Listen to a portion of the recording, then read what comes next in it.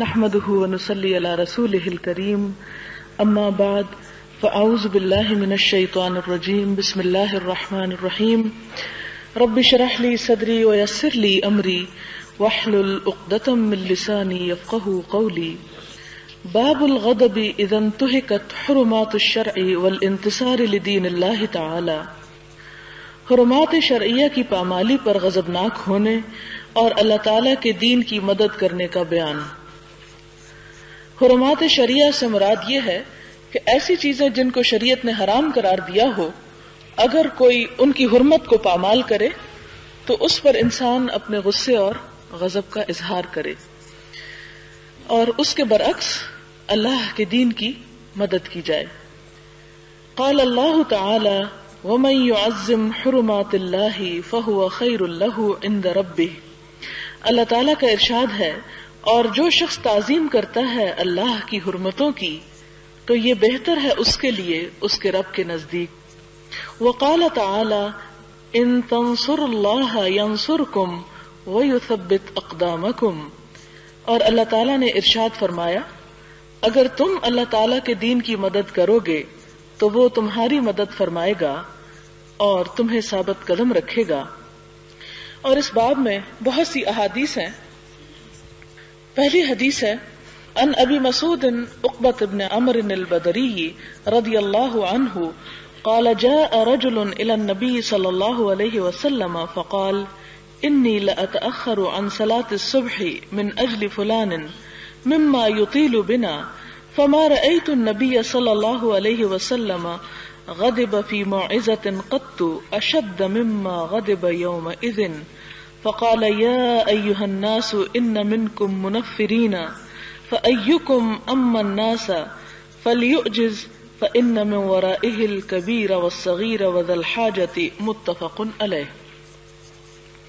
حضرت ابو مسعود عقبہ بن عمرو البدری رضی اللہ عنہ سے مروی ہے، فرمایا ایک آدمی حضور صلی اللہ علیہ وسلم کی خدمت میں حاضر ہوا اور عرض کیا، یا رسول اللہ صلی اللہ علیہ وسلم، میں صبح کی نماز سے اس لیے پیچھے رہتا ہوں کہ فلاں شخص ہمیں لمبی نماز پڑھاتا ہے. راوی کہتے ہیں کہ حضور صلی اللہ علیہ وسلم کو کسی واعظ کے وقت میں نے اتنے غصے میں نہیں دیکھا جتنا غصہ آپ کو اس دن آیا. آپ نے فرمایا، اے لوگو، تم میں سے بعض نفرت دلانے والے ہیں. تم میں سے جو بھی لوگوں کی امامت کرے اسے چاہیے کہ نماز مختصر کرے، کیونکہ اس کے پیچھے بوڑھے، بچے اور حاجت مند سبھی ہوتے ہیں. اس سے آپ اندازہ کر سکتے ہیں کہ ایک نیکی کا کام بھی جب حد سے بڑھنے لگے تو وہ بھی نقصان دہ ہو جاتا ہے. اور بات یہ ہے کہ نماز اگرچہ ایک نیکی کا کام ہے، اگرچہ ایک اللہ تعالیٰ کے آگے عجز و نیاز کی بات ہے، لیکن ہر چیز اپنے حد کے اندر ہی اچھی ہوتی ہے، کیونکہ جو چیز بھی اس سے باہر نکلنے لگے تو وہ اس کو نقصان دیتی ہے. دین کے معاملے میں بھی تبلیغ میں اس حکمت کو لوگ بھول جاتے ہیں اور ضرورت سے زیادہ لمبی گفتگو اور ضرورت سے زیادہ اوقات عبادت کا لمبا ہونا لوگوں کی طبیعت پر گراں گزرتا ہے، اور اس سے بجائے دین سے محبت پیدا ہونے کے نفرت پیدا ہوتی ہے، جس سے منع کیا گیا. حضرت عائشہ صدیقہ رضی اللہ تعالی عنہا سے روایت ہے، فرمایا رسول اللہ صلی اللہ علیہ وسلم سفر سے واپس تشریف لائے تو میں نے الماری کے سامنے باریک کپڑے کا پردہ لٹکا رکھا تھا جس پر تصویریں تھیں. جب حضور صلی اللہ علیہ وسلم نے اسے دیکھا تو اس کو پھاڑ دیا. آپ کا چہرہ سرخ ہو گیا اور آپ نے فرمایا، اے عائشہ، قیامت کے دن اللہ تعالیٰ کے نزدیک تمام لوگوں سے سخت عذاب ان لوگوں کو ہوگا جو اللہ تعالیٰ کی تخلیق میں مشابہت کی کوشش کرتے ہیں، یعنی جو مخلوق اللہ تعالیٰ نے پیدا کی، اور خاص طور پر جاندار مخلوق، کیونکہ بے جان مخلوق جیسے پہاڑ ہیں، درخت ہیں یا اور نظارے ہیں، ان کی سینری بنانے سے منع نہیں کیا گیا، لیکن ایک جیتا جاگتا انسان یا جاندار، اس کی تصویر ہاتھ سے بنانے سے منع کیا گیا ہے. تو یہاں چونکہ اللہ تعالیٰ کی حرمت پامال ہو رہی تھی، اللہ تعالیٰ نے جس چیز سے روکا اس چیز کو کیا جا رہا تھا، اس لیے آپ صلی اللہ علیہ وسلم نے غصے کا اظہار کیا. اگلی حدیث ہے حضرت عائشہ صدیقہ سے مروی ہے کہ قریش اس مخزومیہ عورت کے متعلق بہت پریشان تھے جس نے چوری کی تھی. کہنے لگے اس سلسلے میں حضور صلی اللہ علیہ وسلم سے کون بات کرے؟ انہوں نے کہا حضرت اسامہ بن زید جو حضور صلی اللہ علیہ وسلم کو بہت پیارے ہیں، ان کے علاوہ کون بات کرنے کی جرت کر سکتا ہے؟ حضرت اسامہ نے اس سلسلے میں آپ سے بات کی تو حضور صلی اللہ علیہ وسلم نے فرمایا کیا تو اللہ کی حدود میں سے ایک حد کے متعلق سفارش کر رہا ہے؟ پھر آپ کھڑے ہو گئے، خطبہ دیا اور فرمایا بے شک تم سے پہلی قومیں اسی لیے ہلاک ہو گئیں کہ اگر ان میں سے کوئی معزز آدمی چوری کرتا تو اسے چھوڑ دیا جاتا، اور اگر کوئی کمزور چوری کرتا تو اس پر حد قائم کی جاتی۔ خدا کی قسم اگر فاطمہ بنت محمد صلی اللہ علیہ وسلم بھی چوری کرتی تو میں اس کا ہاتھ بھی کاٹ دیتا،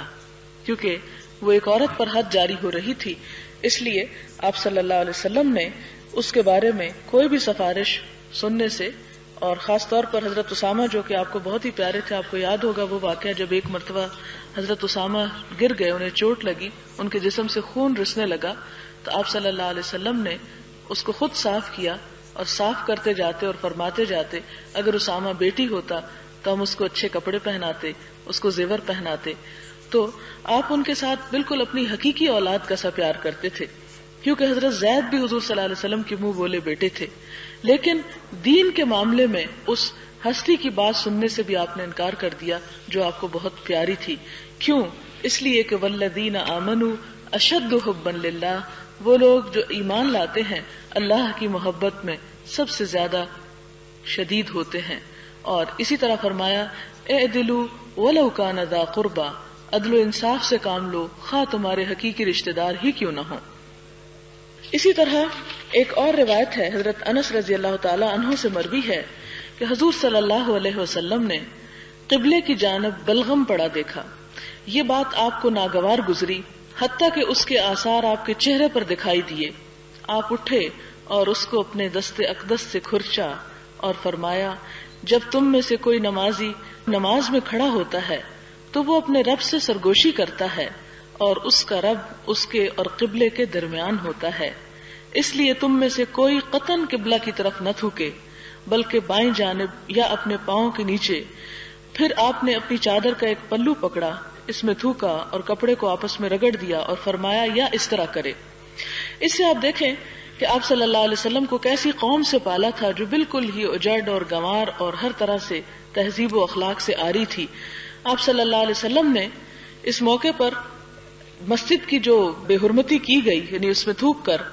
اس پر آپ نے ناگواری کا اظہار کیا، اور اس کے بعد آپ نے ان کو اس گندگی کو بجائے اس کے کہ کسی کو کہتے کہ آؤ تم صاف کرو، خود صاف کر کے دکھایا کہ انسان خواہ کسی بھی مرتبے پر ہو کسی بھی کام کے کرنے میں آر نہ سمجھے، اور حقیقت یہ ہے کہ جو شخص چھوٹا کام نہیں کر سکتا وہ بڑا کام بھی نہیں کر سکتا۔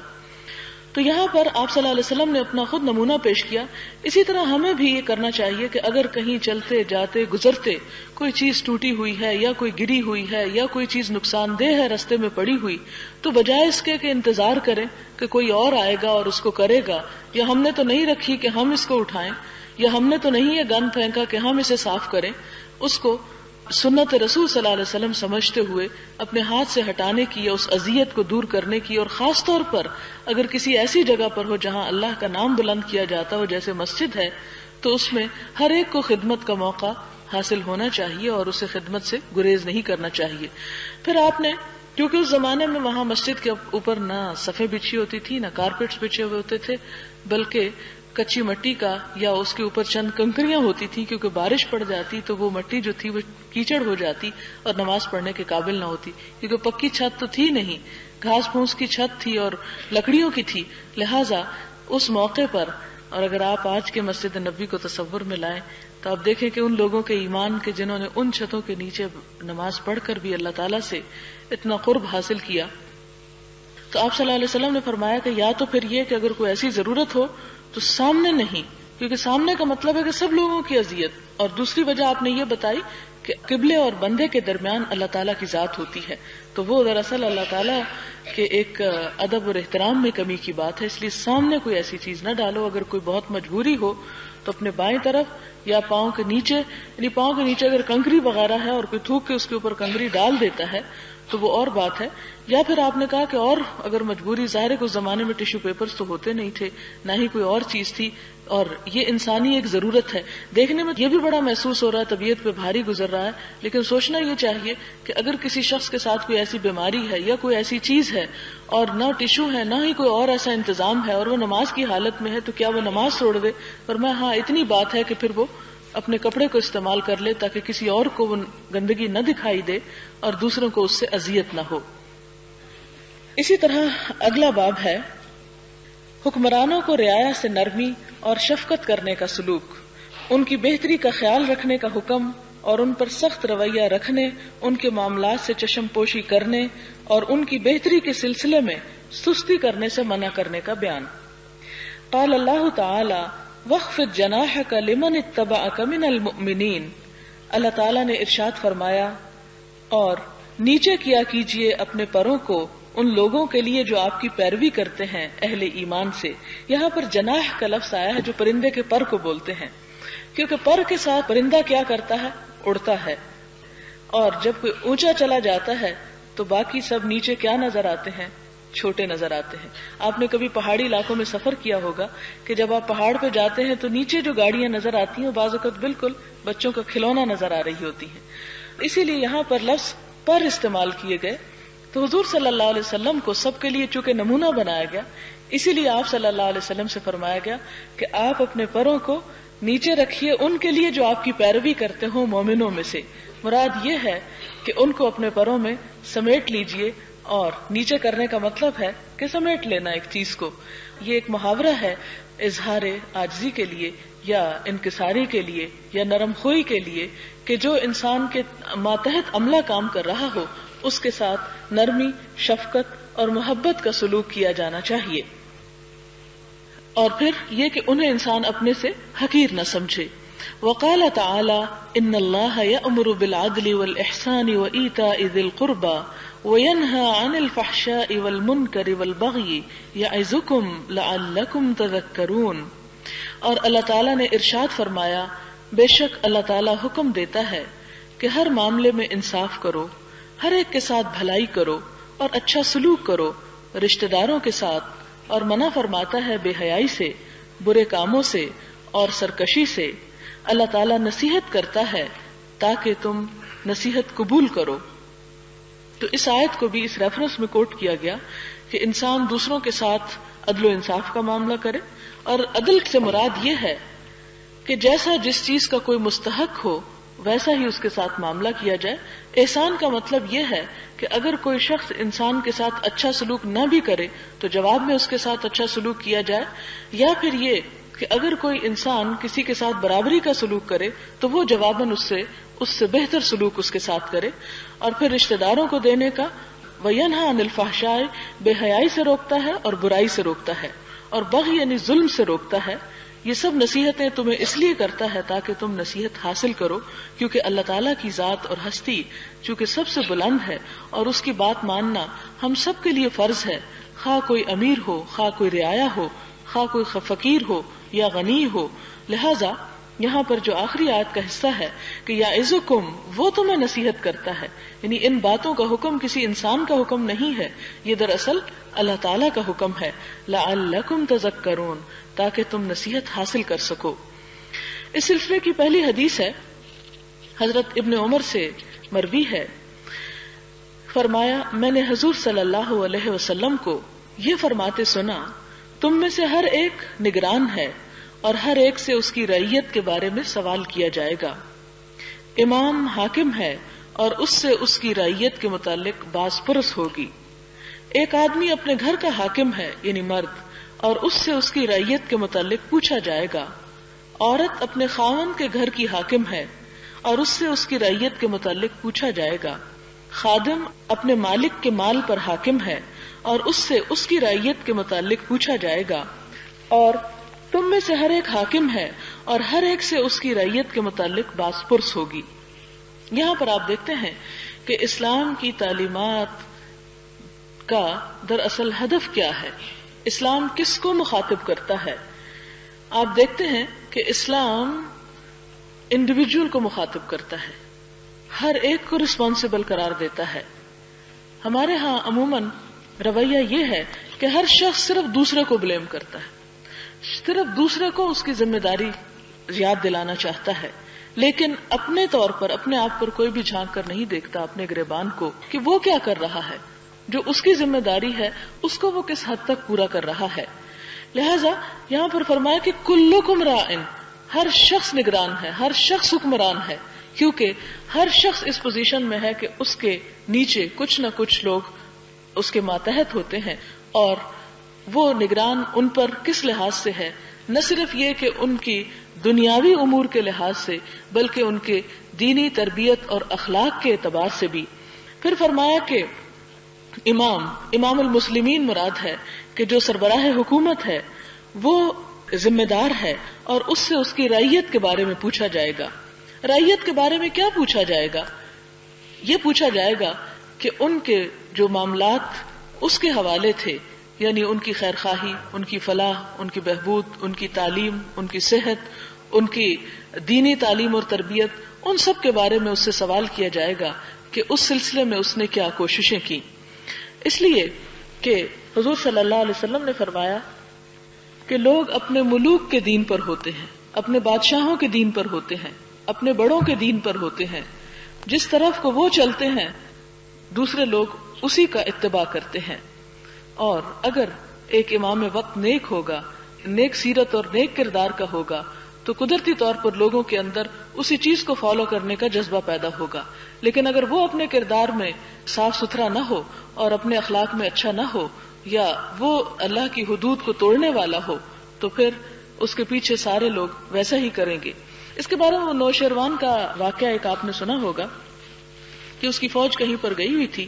یعنی کسی لشکر کہیں پر پڑاؤ ڈالا، تو ان کو نمک کی ضرورت پیش آئی.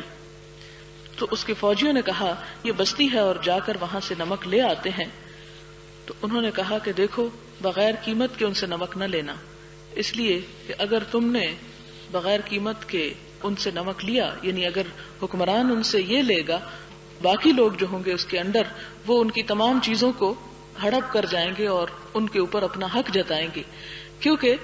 اگر حکمران اس معاملے میں احتیاط برتنے والا ہو، یعنی عوام کے مال کے ساتھ، تو اس میں پھر یہ ہے کہ رعایا بھی اپنے طور طریقوں میں اسی چیز کا لحاظ اور پاس رکھتی ہے. لیکن اگر وہ حلال اور حرام کی پرواہ نہ کرنے والا ہو تو رعایا اس سے بھی آگے بڑھ کر ان تمام چیزوں کی حرمت کو توڑ دینے والی ہوتی ہے.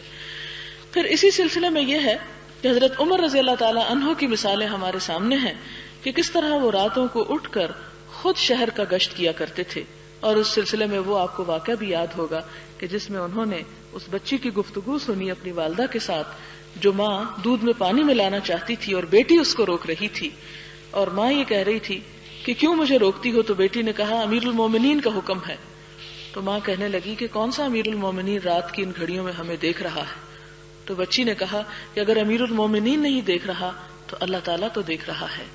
اور یہ اخلاق ان کے اندر کس طرح پیدا ہوا؟ یہی دین تھا جو ہم پڑھتے ہیں، یہی قرآن تھا جو ہمارے پاس ہے، یہی سنت تھی جو ہمارے پاس ہے،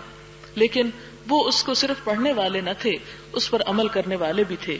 اور پھر حضرت عمر رضی اللہ تعالیٰ عنہ اس وقت اس کے پاس سے گزر رہے تھے، انہوں نے خود یہ واقعہ سنا اور پھر صبح اس کی ماں کو طلب کیا اور اس بچی کا رشتہ اپنے بیٹے کے لیے مانگا کہ اتنی نیک کردار اور اتنی نیک سیرت بچی اگر ہمارے گھر میں آئے گی تو اس سے نسلوں کے اوپر اثر پڑے گا. اور آپ سب جانتے ہیں کہ حضرت عمر بن عبدالعزیز جو تھے اسی بچی کی اولاد میں سے تھے، یعنی انہی کے پوتے تھے، جنہوں نے اموی خلافت میں بے پناہ اصلاحات کی. ان کا 1.5-2 سال کا زمانہ جو تھا ان کی تمام خلافت پر بھاری ہے، یعنی اصلاحات کے اعتبار سے. تو یہاں پر امام وقت کو ذمہ دار قرار دیا گیا اپنی رعیت کے بارے میں، ان کے مفاد کے بارے میں، ان کے دین کے بارے میں، ان کی دنیا کے بارے میں، یعنی ہر چیز کے بارے میں. والرجل راع فی اہلہ، اور صرف یہ ہے کہ ایک حکمران ہی ہر چیز کا ذمہ دار نہیں ہوتا، بلکہ ہر گھر کے مرد کو ذمہ دار قرار دیا گیا کہ وہ اپنی بیوی اور بچوں کے بارے میں ان کی ضروریات کو پورا کرنے والا ہو، ان کے دین اور اخلاق کا اہتمام کرنے والا ہو. پھر اسی طرح شوہر کے بعد بیوی کی ذمہ داری ڈالی گئی، حالانکہ صرف شوہر کی بھی کافی تھی، لیکن ماں کو پھر ذمہ دار قرار دیا گیا کہ عورت یہ نہ کہے کہ میں تو عورت ہوں اور میں تو کچھ نہیں کر سکتی، اس لیے میری ذمہ داری نہیں، باپ ہی کی ذمہ داری ہے. جیسے اکثر ماؤں کی عادت ہوتی ہے کہ بچے کوئی کام خراب کریں تو سارا دن بچوں کو دھمکیاں ملتی رہتی، تمہارا باپ آئے گا تو یہ بتاؤں گی اور تمہارا باپ آئے گا تو یہ کہوں گی. حالانکہ عورت کو خود اللہ تعالیٰ نے ایک اتھارٹی دی، اسے خود اپنے معاملات کو نپٹانا چاہیے، نہ کہ صرف ایک کھوکھلی دھمکی کے ذریعے. تو اس میں یہ ہے کہ عورت بھی نگران ہے، عورت بھی ذمہ دار ہے، عورت بھی اپنے ان معاملات کے اوپر اس سے بھی پوچھا جائے گا کہ اس نے اپنے بچوں کی تربیت کیسے کی اور گھر میں نوکروں کا کیا حال تھا. اسی طرح پھر آپ دیکھیں کہ خادم کو، ایک غلام کو، ایک نوکر کو بھی ذمہ دار قرار دیا گیا، کیونکہ کسی بھی ملک اور کسی بھی ریاست اور کسی بھی معاشرے کی خوشحالی اسی صورت میں ممکن ہو سکتی ہے کہ جہاں ہر فرد اپنی ذمہ داری محسوس کرے. ہمارے ہاں یہ ہے کہ ساری ذمہ داری حکومت پہ ڈال دی جاتی ہے کہ حکومت ایسا اور ایسا کرے تو پھر سب کچھ ٹھیک ہو جائے گا، اور حکومت جو ہے وہ عوام کی ذمہ داری سمجھتی ہے. تو بات یہ ہے کہ تالی دونوں ہاتھوں سے بجتی ہے، حکومت کو اپنی ذمہ داریاں پوری کرنی چاہیے اور عوام کو اپنی ذمہ داریاں پوری کرنی چاہیے. اور پھر حضور صلی اللہ علیہ وسلم نے یہ بھی فرمایا کہ اعمالکم عمالکم، تمہارے اعمال ہی تمہارے حکمران ہیں، جیسے تم ہوگے ویسے ہی تمہارے حکمران ہوں گے. اگر تمہارے اندر نیکی کی طلب ہوگی تو اللہ تعالیٰ تمہیں حکمران بھی ویسے ہی دے گا، اور اگر تم برے ہوئے تو تم پر وہی لوگ مسلط کیے جائیں گے جیسے تم خود ہوگے. تو یہاں پر اسی لیے آپ دیکھتے کہ معاشرے کے ادنا سے ادنا طبقے کو، یعنی نوکروں کو بھی ذمہ دار قرار دیا جا رہا ہے. کس چیز میں؟ کہ ان کے پاس ان کے مالک کے جو پیسے تھے، ان کے پاس ان کے مالک کے جو ذمہ داری تھی، جو کام ان کے یا ڈیوٹی ان کے سپرد کی گئی، وہ انہوں نے کس حد تک نبھائی. اگلی حدیث ہے حضرت ابو یعلا معقل بن یسار رضی اللہ تعالی عنہ سے مروی ہے، فرمایا میں نے حضور صلی اللہ علیہ وسلم کو یہ فرماتے سنا، جس بندے کو اللہ تعالی رعیت پر حاکم بناتا ہے اور جب وہ مر جاتا ہے تو اپنی رعایا کو دھوکہ دینے والا ہوتا ہے تو اللہ تعالیٰ اس پر جنت حرام فرما دیتا ہے. یعنی اگر کوئی حکمران اپنے عوام کو دھوکہ دے رہا ہو تو یہ اس کا انجام بتایا جا رہا ہے. یہ بخاری اور مسلم کی روایت ہے. ایک اور روایت میں ہے، اور وہ ان کو اپنی خیرخواہی کے سائے میں نہیں لے لیتا تو وہ جنت کی خوشبو بھی نہیں پائے گا. یعنی اپنی خیرخواہی کے ان کے ساتھ انتہا درجے کا سنسیئر ہو، ہر وہ قدم اٹھائے جو عوام کی بھلائی میں ہو، نہ کہ چند مخصوص افراد کے مفاد میں. اور پھر ایک مسلم کی روایت میں ہے، جو امیر مسلمانوں کے امور کا والی بنتا ہے پھر ان کے لیے محنت اور خیرخواہی نہیں کرتا، وہ ان کے ساتھ جنت میں داخل نہیں ہوگا. اگلی حدیث مسلم کی ہے، حضرت عائشہ صدیقہ رضی اللہ تعالی عنہا سے روایت ہے، فرمایا میں نے حضور صلی اللہ علیہ وسلم کو اس گھر میں یہ فرماتے سنا، اے اللہ، جو شخص میری امت کے امور کا والی بنے اور ان پر سختی کرے تو بھی اس پر سختی فرما، اور جو میری امت کے امور کا والی بنے اور ان کے ساتھ نرمی کا سلوک کرے تو بھی اس کے ساتھ نرمی فرما. یہ دراصل آپ صلی اللہ علیہ وسلم کی دعا تھی اپنی امت کے حکمرانوں کے لیے. اگلی حدیث ہے حضرت ابو ہریرہ سے کہ رسول اللہ صلی اللہ علیہ وسلم نے فرمایا، بنو اسرائیل پر انبیاء حکمرانی کرتے تھے. جب ایک نبی اس دنیا سے پردہ فرماتے تو دوسرے نبی آ جاتے، اور میرے بعد کوئی نبی نہیں آئے گا. میرے بعد خلفاء ہوں گے اور وہ کثیر تعداد میں ہوں گے. صحابہ کرام نے عرض کیا، یا رسول اللہ صلی اللہ علیہ وسلم، ہمارے لیے کیا حکم ہے؟ فرمایا، پہلے کی بیعت پوری کرو اور پھر جو اولین ہو اس کی بیعت کرو، پھر تم ان کے حقوق ادا کرو اور اپنے حقوق اللہ تعالیٰ سے طلب کرو، کیونکہ اللہ تعالیٰ ان خلفاء سے ان کی رعایا کے متعلق سوال کرے گا. یہ بخاری اور مسلم کی روایت تھی. اگلی بھی اسی کی ہے. حضرت عائض بن عمرو رضی اللہ تعالی عنہ سے مروی ہے کہ وہ عبید اللہ بن زیاد کے پاس تشریف لے گئے اور اس سے فرمایا، بیٹے، میں نے رسول اللہ صلی اللہ علیہ وسلم کو یہ فرماتے سنا، بے شک سب سے برا حاکم وہ ہے جو سخت اور بے رحم ہو، اس لیے تم اس سے بچو کہ تمہارا شمار بھی ان حاکموں میں سے ہو. حضرت ابو مریم ازدی رضی اللہ تعالی عنہ سے مروی ہے کہ انہوں نے حضرت معاویہ رضی اللہ تعالی عنہ سے فرمایا، میں نے حضور صلی اللہ علیہ وسلم کو یہ فرماتے سنا، جو شخص مسلمانوں کے کسی معاملے کا والی بنے اور وہ ان کی ضروریات اور فقر و فاقہ سے چشم پوشی کرے تو اللہ تعالیٰ قیامت کے دن اس کی ضروریات اور فقر و فاقہ سے چشم پوشی فرمائے گا. مراد یہ کہ جو ان کی ضروریات اور ان کے مفاد کو نظر انداز کرے تو قیامت کے دن اللہ تعالیٰ اس کی ضروریات کو پورا نہیں کرے گا۔ یہ سن کر حضرت معاویہ نے لوگوں کی ضروریات پوری کرنے کے لیے ایک شخص مقرر کر دیا کہ جو ان کے حالات کی چھان بین کرے اور جہاں جہاں جو ضرورت مند ہو اس کی ضرورت پوری کی جائے۔ اس سے یہ پتہ چلتا ہے کہ لوگ اس وقت کے حکمرانوں کو اچھی نصیحت کرتے اور وہ ان کو قبول بھی کیا کرتے تھے۔